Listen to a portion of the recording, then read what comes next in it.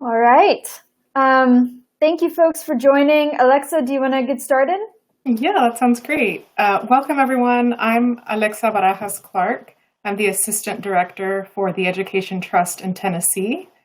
And if you're here, if you're in the right breakout session, you're here to learn about relationships and how to build and maintain them with reporters.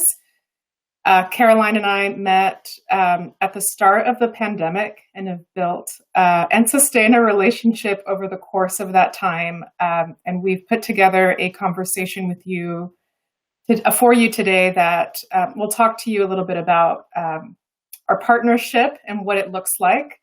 And hopefully you all will drop questions in the chat as you learn about how we made our thing work.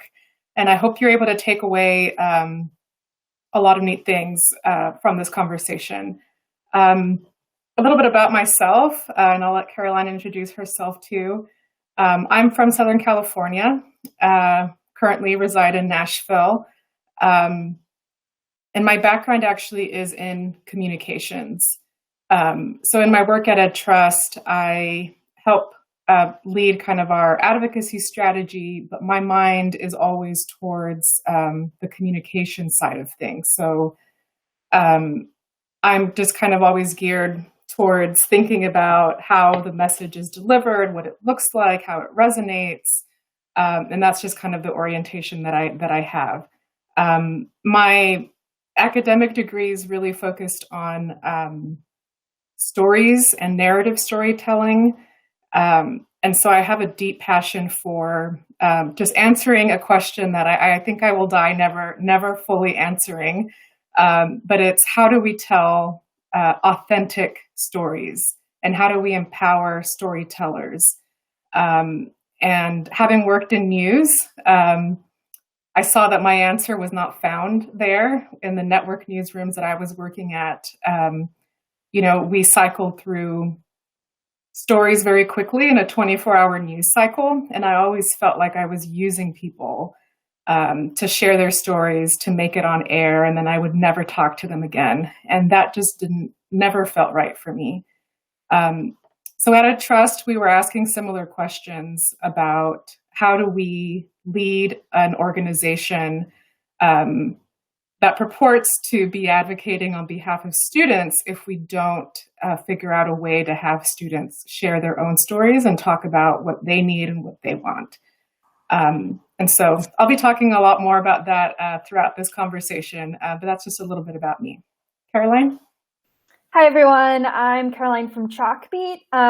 We have changed this from a webinar to a virtual room, so hopefully we can be a little bit more interactive. So just heads up, your mic might automatically turn on when you join. You can just turn it off for now, but we'll have a time for questions, and hopefully we can all share together. We put a little icebreaker in the chat. Please respond. We'd love to get to know you and feel like we're in a room together. We'd also love to know if you have any questions we can answer throughout this presentation. So again, I'm Caroline Baumann. I'm the Community Engagement Strategist at Chalkbeat.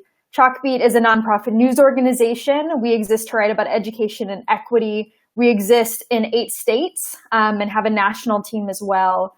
I actually joined Chalkbeat as a reporter in our Tennessee bureau and have been a long-time Memphis resident. And just to give you a little bit of background about what I do, we created an engagement team at Chalkbeat about a year ago to help all of our local bureaus. Like I said, in addition to Tennessee, we're in 7 other states. We exist to write about local education stories. And we want to do that with an extreme amount of care and focus on voices that have historically been underrepresented in news media. And so what that means to us is reporting in communities that are made up of young people, often young people of color, who have not, when they're in the news cycle, it's for something bad that has happened at their school or in their neighborhood. And TV cameras and reporters never return to their school again. That's not the kind of journalism we do or are interested in. And so one of my roles on the engagement team is to think through with all of our reporters, all of our local reporters, how can we infuse our stories with perspectives and opinions and authority of young people in the communities that we cover, in addition to parents and students, or in addition to parents and teachers and community members and school leaders. So I'm super excited to talk about what we've been able to do with EdTrust Tennessee, which has been such a valuable partnership and partner in this work to us in our shared love and care for student voices. And I also just, want to say that I totally agree with Alexa's perspective. I think historically journalists haven't been able to foster the kind of spaces for young people to share their stories and thrive. But I also think that's changing. And so I hope that that's what this conversation can reflect today. Awesome. And please continue to introduce yourselves in the chat. We'd love to know kind of what you're hoping to take away from the conversation as well. My guess is if you're at this boot camp, you are an education advocate. And so this really resonates for me. This is really the crux of the work that we're doing, right? Stories are a powerful advocacy tool. Personal stories can make policy feel real. We're in the business of telling stories if we're advocates. I'm always just shocked and surprised at the things we have to spell out for people, for legislators to be convinced that something needs to be changed. But I think that, if we're able to tell those stories in a compelling way, we're more likely to see the change that we want to see. So stories, I think, for education advocates are really important. This session today, these are some kind of higher level things that we're hoping that you're able to take away. We want to offer you tips for pitching student-centered stories during the pandemic. I think that during the pandemic, it definitely altered newsrooms and it altered education advocates' work as well. So that context, I think, is important. Also, how to sustain meaningful relationships with reporters, preparing and supporting storytellers, and managing the technical lift with a small staff.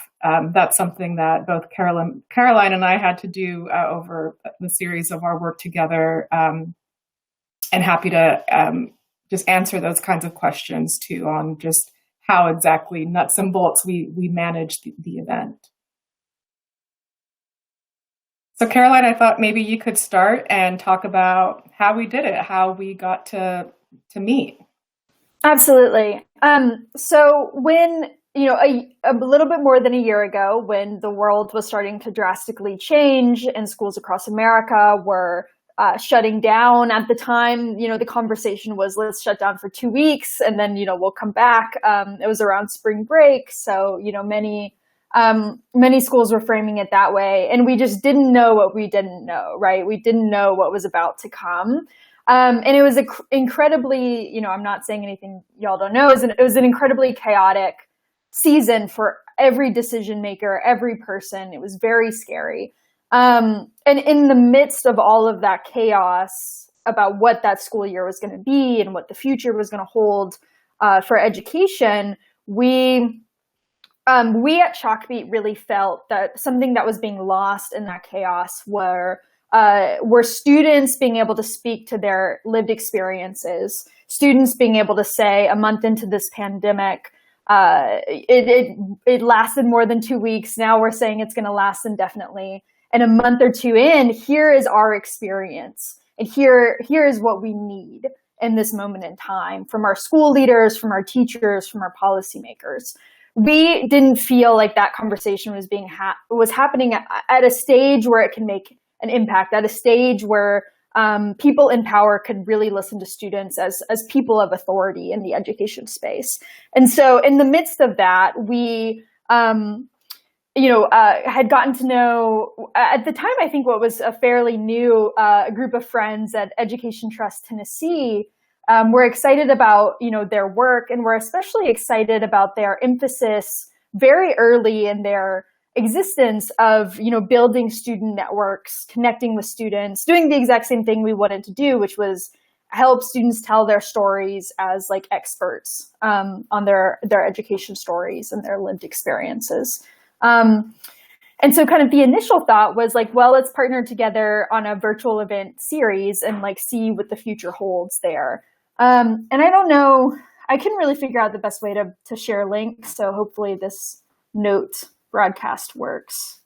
Well, maybe I'll just put it in the chat because I'm not sure if you all can see it, but I will throw some links in the chat that are, links to our articles that kind of summarize some of the events that we did, but just really briefly, we held 2 events in May of last year with 14 high school and middle school students across Tennessee and with, I believe, like 5 or 6 college students across Tennessee. And the point of those events were really just tell us what's going on. Here we are in May. The world has been drastically changed in a matter of months. Tell us what's going on. Tell us what you need, especially thinking about the uncertainty of the summer learning months and the fall semester ahead. And that event was attended by people in policy from the State House. It was attended by school board members. It was attended by local officials. And it was just a really powerful example, I think, of journalism's role in setting a stage where people who are historically not able to get into rooms of power are able to get into a room of power and have influence over that. And Ed Trust Tennessee was such an amazing partner in that because they had these relationships with students across the state, which we didn't have. They had been working with the students really closely on a number of education topics related to the pandemic and beyond. So it was just a really natural fit. And the success of those virtual events, made us want to do more. And so we did a very similar event series in the fall, which allowed us to check back in. And then we also did what I thought was a really timely and really helpful event after the election, which was basically how can schools foster meaningful conversation at this moment in time. And so that was kind of related to the current times in the pandemic in some ways, but also separate and able to focus on a topic that wasn't just kind of immediately pandemic related. I do want to mention that we have very, very small staffs. I am the event staff at Chalkbeat, among other responsibilities.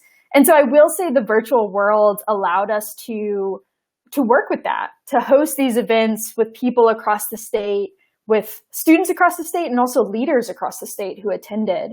And the feedback that we got from folks who attended was that this was really helpful, that this space wasn't being created in other places for students to just really authentically and, without any hesitation, share what they thought they needed from schools at this particular moment in time.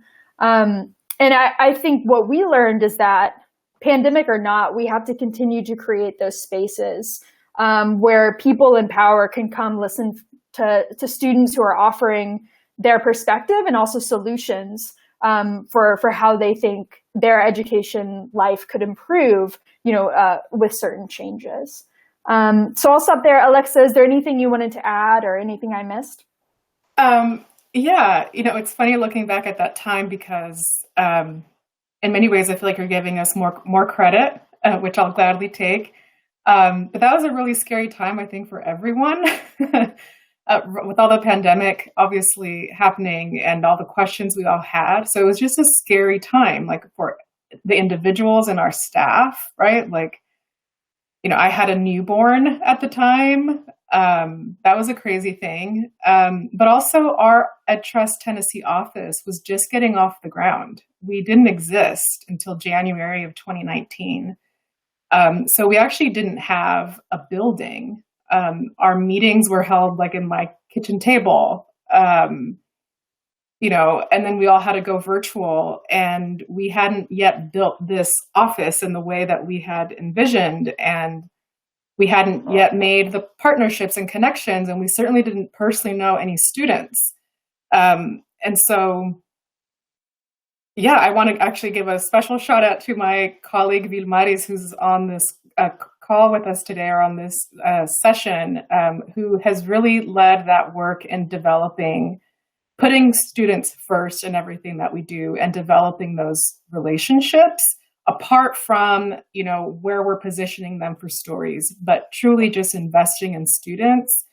And at that time, what that looked like is while Vilmaris was doing that, I was here asking Caroline, hey, we have these students, we want to tell their stories, but we're not interested in a one-off, right? Like, we want this long-term thing. We know this COVID thing is going to be it for a long haul, and we want to revisit these same students over the course of their interrupted learning. We thought that was a much richer way to explain what was happening in these students' lives. And of course, Caroline and Chalkbeat were all about that. But I think we actually only were able to do like 1 or 2 maybe virtual meetings with students before the actual event with Chalkbeat. And then we did dress rehearsals. This screenshot here is one of the dress rehearsals that we did with some of our students. But it was very involved on our end in supporting the student. We at the time, right, we had to, in many cases, talk to the parents and let them know what this was about, and because they had never heard of EdTrust Tennessee before. The whole Zoom thing was also weird in March of 2019. And so we got to be inside students' homes and their dorm rooms, and just kind of looking back at that particular moment that Caroline is describing, is kind of crazy to think that we were able to pull something off like this. But I think that for us, the recipe for success was that all parties involved deeply cared about ensuring that these students were well prepared for this event, but that were comfortable, that there was a relationship of trust from the beginning. And then the neat part, and I'll actually transition here to the next slide. The neat part is, Caroline, was there anything you wanted to add before I jump to the next part? No, I think that's great. I do just want to add, and I'll throw a last link in the chat soon. I think to your point, Alexa, of not letting it be a one-off, not only was it really and truly an event series with Education Trust Tennessee, but also we kept listening to EdTrust's really wonderful group of students, and we kept asking them to be involved with our journalism, not just like, we asked them questions, right? We listened to them and tried to create articles that answered the questions that they had. And I think that's in a really important place for us to start. And I'll throw in, a link here in a second. After the murder of George Floyd, we did a project where we asked students across the nation to participate. And it ended up kind of being this like visual, impactful project. And I think 5 or 4 students from EdTrust Tennessee's group participated in that. And so it's just a great example of when this works well, it's a pretty continuous relationship. It's not just, hey, let me talk to your students every, 8 months when I need something, right? It's what do your students want to do? Maybe we can create a space for them to do that within our journalism. Yes, that's wonderful. And so all the while we're preparing for this kickoff event, which at the same time is kind of launching our student voice work as an EdTrust Tennessee. And so we were working up kind of the design for what this is. Like we knew we wanted to do some kind of statewide student voice work. We named it Empower Ed. Vilmari started doing regular, monthly, sometimes more, virtual events with students. She did really fun things like get their home addresses and mail them pizza at the exact same time and hop on a Zoom call, and not in preparation for telling a story or to participate in an event, but just to build community with each other. And it has become a really, really special place. I'll have Vilmaris actually drop in the link to the Empower Ed website. But it's a superhero theme. And that's really just thinking through about we think students are superheroes and that they are the best advocates for what they want to see different in their schools and in their communities, and that we really need to, they need to see themselves as superheroes that they are. And so we worked with a comic book illustrator to actually talk to them about what they thought made them iconic. And this is an example of one of our students from Knoxville, and she talked about her hair being an important feature, and all of these different things. That's what you'll see when you go on our website. So when we developed this EmpowerEd student network with this finite group of students, our commitment and thought was that we would prepare them to tell their story in a variety of formats. We thought that, the virtual event with Chalkbeat was obviously a huge success and got us a lot of, readership and a lot of traction. But we really wanted the students to hone the craft of telling their own story. And so we actually did ask several other media organizations around Nashville and Tennessee to come do workshops with our students. But what we found was that, well, at least I guess I was surprised to learn that I envisioned high school students bored at home and, that they'd have all this extra time and would be really into, figuring out how to do fancy video editing work and do things like that. And that's not where we found our students were. Some of our students had to drop out of school and move across the state back home because they were no longer able to afford tuition, or some of our students were babysitting siblings and nieces and nephews because their parents were essential workers and they needed childcare at home. And so in meeting our students where they were, that part of the program, in my mind, didn't develop in the way that I had envisioned. But instead, I think something maybe even more beautiful happened. And that is that we really got to know our students. They really got to know each other. They really got to bond over this really crazy year where everything was just kind of a mess. And then they got access to, I think, some pretty neat opportunities when they felt comfortable to share their story. We had done several, over the course of the year. Yes, I will share the name. He'll be so happy that you're asking. Over the course of the year that, they know Caroline by name now too. So just a neat project to have done. Very surprised of that we were able again to produce something like this in this virtual pandemic environment. But I think we invested in the students and in the places where it mattered, and I think we're seeing the results of that.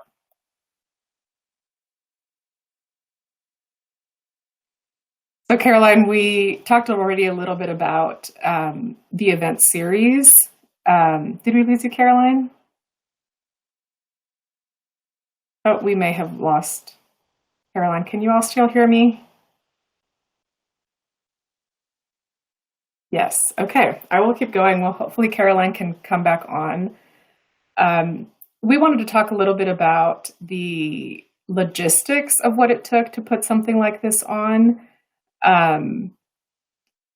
I'll share from my end, from the advocate side of things, relying on the partnership with Chalkbeat to handle a lot of the heavy lift of registration and all of that, which usually would fall on my shoulders, was such a gift. If you remember, our office was just starting up. We hadn't bought all of the, Eventbrite software and all of those different things and the fact that Caroline was able to step in and say, nope, I've got all that covered. We have a great team. I'll even create this. Oh, okay. Sorry. Let me just reply to Caroline here. Her power went out. I think she will be back on shortly. So from the advocate side, I just really appreciated that Caroline had done this before. She said, I will create the graphic, and run it by you for approval. She really just made it easy to work with. So just really appreciated that I didn't have to manage all of that, and we could spend our time really just training our students. And so we prepared, again, with Vilmaris, prepared kind of ahead of time what the questions were going to be. We gave the students a run of show. We practiced, we did a dress rehearsal. We leaned heavily on our IT staff at Ed Trust just for security on Zoom.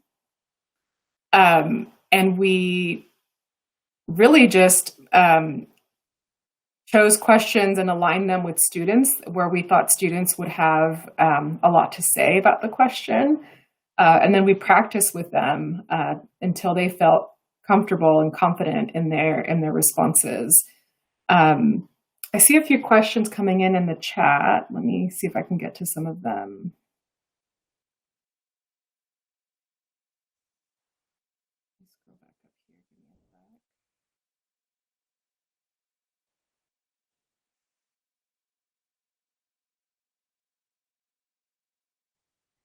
Great question I see at the very bottom here about the goals for our student voice work. We have and I'll actually have Vilmaris or Jeannie drop a link here. At the Education Trust in Tennessee, we have a statewide alliance. It's a coalition of partners, about 60 different individual organizations that have formally joined, but individuals can also join our network. And that network has a very concrete policy agenda aligned around 5 different policy priorities, which you could see there in our Alliance website. And so for us, the student piece is really an extension of that. Our student network now, we're in the second year in phase of the program, and we are building it out now to include more leadership positions for students so that they could be advising what this looks like and how it takes shape, and if there are any issues that they particularly want to be advocating and leading on. So we're excited about the next wave. I think for us, the first part was just building the network and getting to know students and learning from them and hearing from them what they wanted to see different, what their aspirations were in the program. We do work with an external evaluator who helps us make all of the connections to our broader agenda. I'm struggling here to get Caroline back on.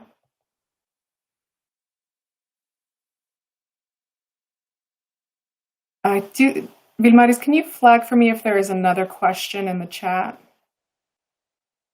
Can't quite see. I'll move on to the next slide here. I will go back if Caroline's able to join us to talk about the event logistics and the technical lift on her end. But I am excited to share with you that the relationship has flourished over the year. We have had numerous opportunities where not only have we done more panel events with our students and Chalkbeat, but as she's mentioned, she has told all of her reporters in her newsroom about our students, and whenever they're covering stories, Caroline knows our students so well, she can suggest students, and we line up students that way to talk to her and Chalkbeat. We also, Chalkbeat doesn't typically cover higher ed, and so it was through Caroline's suggestion, actually. We have our Empower Ed program is middle school through college, and she offered to host a panel with our higher ed students, even though that's not really in the Chalkbeat lane. And through her, we connected with the Hechinger Report to produce that event. And which otherwise I don't think we would have done. And then I'm also really excited to share that early this summer, we will be doing a virtual panel. We've upped the stakes a little bit. You're back, Caroline. Sorry, folks. The lights blinked and it was just, that's going to be a disaster when that happens. Yes, well, I'm about to share the news about our Secretary Cardona event, and then we can go back and talk about the event logistics and the lift of how we made it all happen. So Caroline reached out before Secretary Cardona was announced and said, hey, you all at EdTrust and your DC office probably know what's coming down the pike there, and it'd be really neat if we could convene some students to inform what the new secretary will take on and what issues they will address. And of course, that really piqued our interest. Anyway, through that question that Caroline threw to us, Jeannie, who's on this call, our director here, our state director, asked the Cardona team, and they said yes.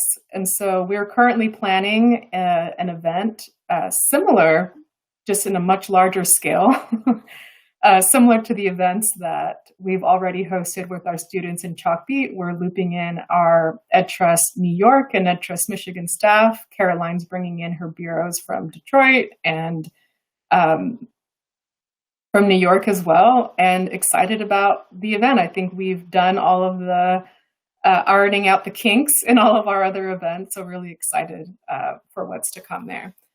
Caroline, we have some technical questions here about how we did all of this, but we'll give you the opportunity to come back here. I talked about just logistically what that looked like on our end and how great it was to have you to lean on to create the graphic and to do all of those pieces.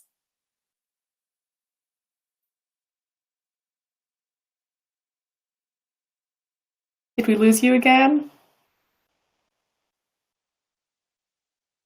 Oh, can you all still hear me? Yes. Yes. Okay.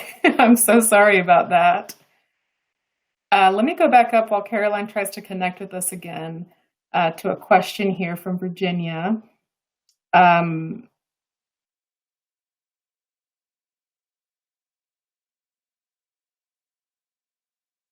Yes, co-creation with feedback loops and community. That's such a great point. That's a hard one.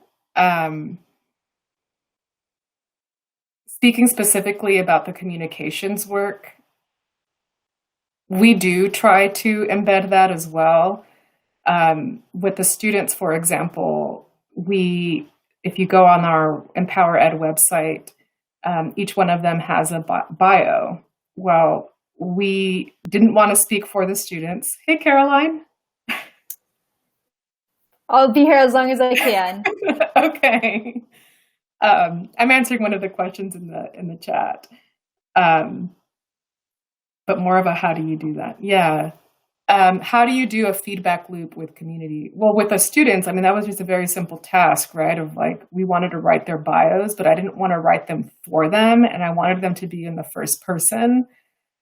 And we tried. I mean, we were like, here's a survey form, fill this out. And like, somehow that'll generate the sentences. And then we tried interviewing them, for an hour. And then I took notes. And it was a really extensive process that took actually a lot of time. And at the end of it all, the students were still dealing with their own coursework and their own interruptions over COVID learning. And so I was like, you know what, these little biographies that are only a paragraph long, in some cases are not going to get done unless I do them. And so I took the liberty of, putting to paper all of the things I had collected about each student over the course of meeting them. And it was really the best that I could do with what I had. It still pains me as the person that, really cares and wants to reach that, like, don't even know if it's possible to attain, but the speaking for others piece bothers me. But what I did to kind of check against that once I wrote the paragraphs is I gave them back to the students and had them basically make sure that that was something that they felt comfortable with before we published it on our website. And the same process was true with the illustrations. The students were involved with several rounds of review over their illustration. We didn't want to create anything that they were not happy and pleased with. Caroline, we're so glad that you're back. We would love to hear from you on the technical lift of what this looked like on Chalkbeat's end. You made it look so easy for us. Absolutely. And I also wanted to ask, were you able to address Matthew's questions on outcomes stemming from the project or the idea? I talked a little bit about that, but you can weigh in for sure. Yeah, I think I was typing this, but just from our perspective as a news organization, we want everything we do to create impact that we can measure. And that looks like a lot of different things, but I think it's really important. When thinking through, like, how do you measure whether or not the things that you put effort into make a difference, right? Because that's a huge question mark with every endeavor. And so for us with the events, that looked like really structuring our post-event survey so we could capture, people who came into the room, we could capture A, like what we could do differently next time to make the event better, but B, what they learned from the students that would impact their work or their daily life or whatever. And that was really important because it allowed us to track.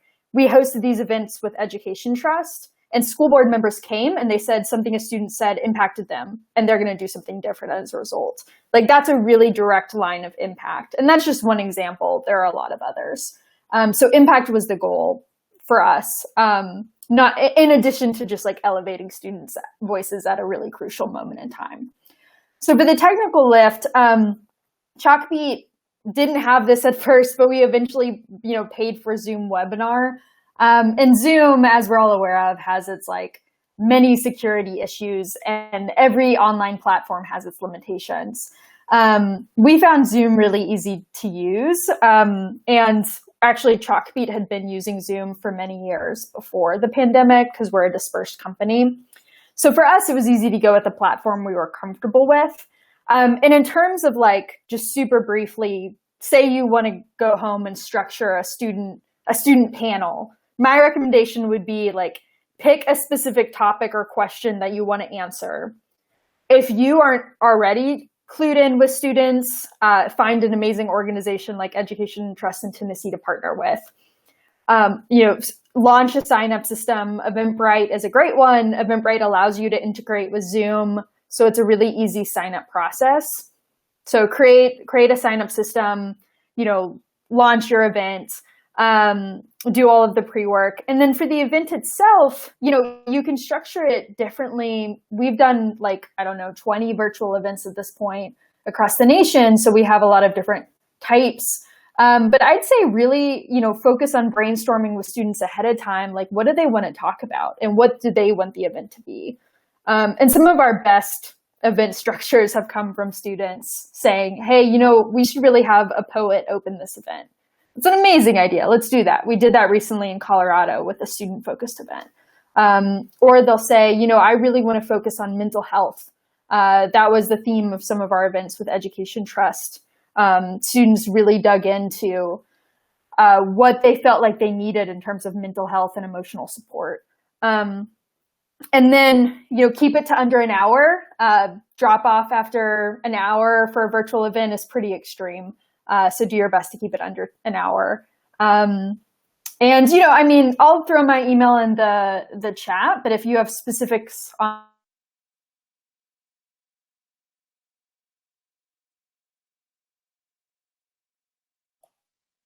we may have lost. Oh, no, you're back. Caroline? I'm still here. Okay.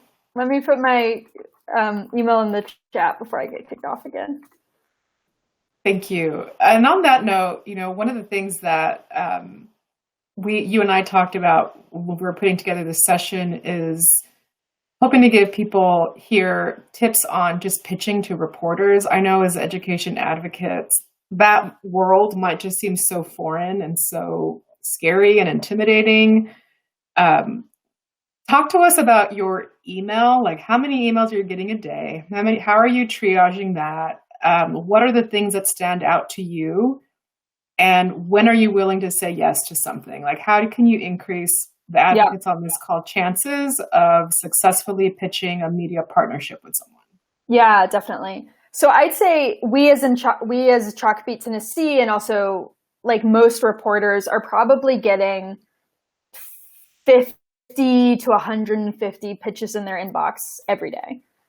So that's everything from like an individual email to a full press release. So that's a lot. It's a lot of it's a lot to go through, especially if you are cold emailing a reporter, so you've never had a conversation with them before. And I'd say every news organization has a different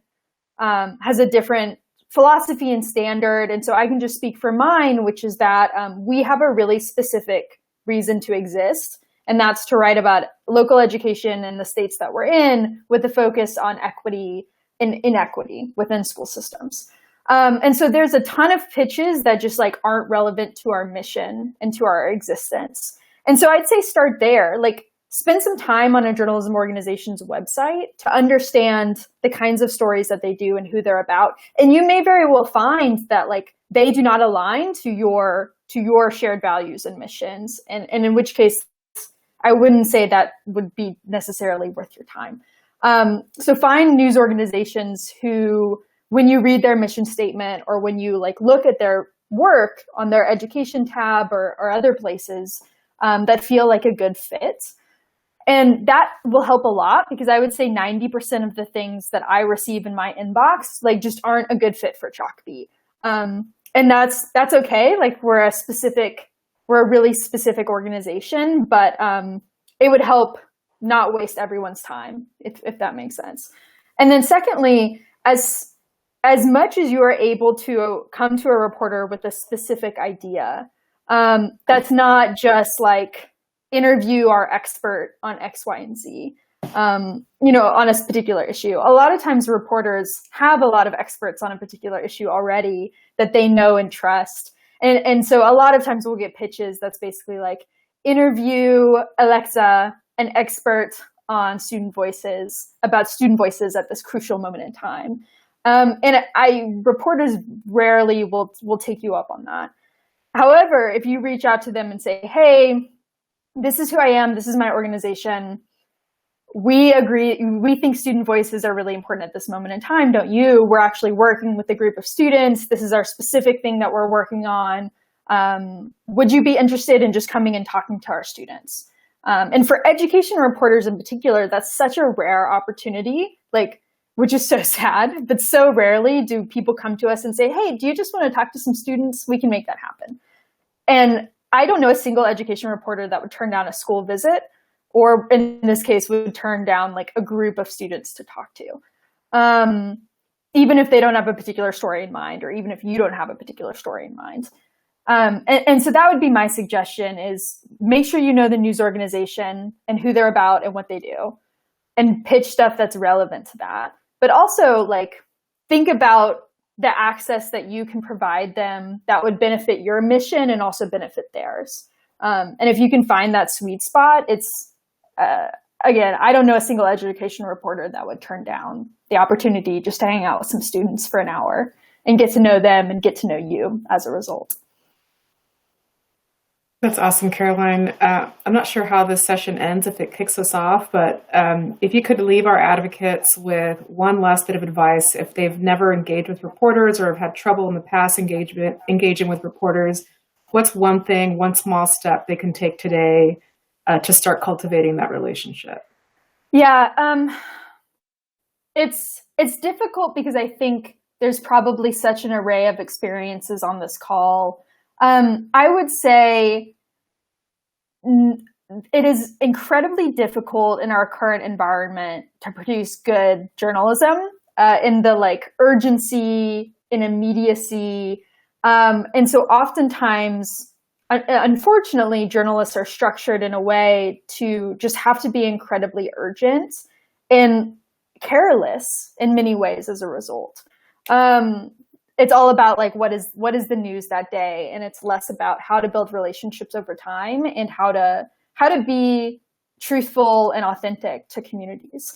And so if that's been your experience with journalists, like, I'm sorry, it's not totally their fault. It's an industry failure, and it's changing. Chalkbeats of the world, ProPublicas of the world, Reveals of the world, Mississippi Todays of the world, the Cities of the world, Black City Chicagos of the world. Like, there are new organizations that are coming into the space and saying, that didn't work, and I want something different.